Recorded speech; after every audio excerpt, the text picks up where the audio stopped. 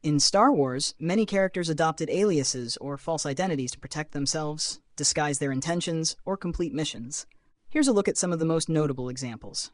Obi-Wan Kenobi became Ben Kenobi during his exile on Tatooine. This simple name change helped him stay hidden from the Empire while he watched over Luke Skywalker. Similarly, Anakin Skywalker, after falling to the dark side, abandoned his Jedi identity to become Darth Vader, a name that struck fear across the galaxy. Ahsoka Tano, after leaving the Jedi Order, used the codename Fulcrum to assist the growing rebellion. This secret identity allowed her to coordinate operations against the Empire while staying off their radar. Meanwhile, Count Dooku, the former Jedi-turned-Sith Lord, adopted the title Darth Tyrannus under his master, Darth Sidious. Speaking of Sidious, he himself used an alias.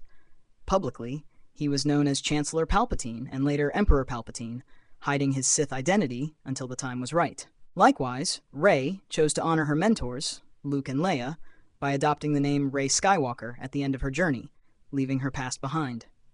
Some characters used aliases in moments of strategy or desperation.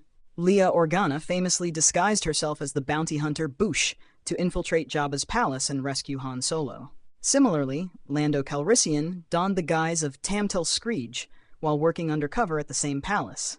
Ezra Bridger, during his time with the Ghost Crew, frequently used false identities. He hilariously referred to himself as Jabba the Hutt during negotiations and once posed as Lando Calrissian to bluff his way through a mission. These aliases showcased Ezra's quick thinking and playful personality. Kanan Jarrus, Ezra's mentor, also hid his true identity. Born Caleb Doom, he changed his name after surviving Order 66 to avoid being hunted by the Empire. Han Solo received his last name from an Imperial officer, making Solo, itself, a sort of alias. Boba Fett sometimes operated under the name Jaster Muriel, tying himself to his Mandalorian heritage. Even Sith Lords weren't above concealing their true nature. Maul dropped his Darth title after his defeat on Naboo, simply becoming Maul to reinvent himself. Snoke, the enigmatic supreme leader of the First Order, is widely believed to have been a front for Palpatine's machinations, though his true identity remains a mystery. Finally, the clones and their allies in the Republic also had moments of disguise.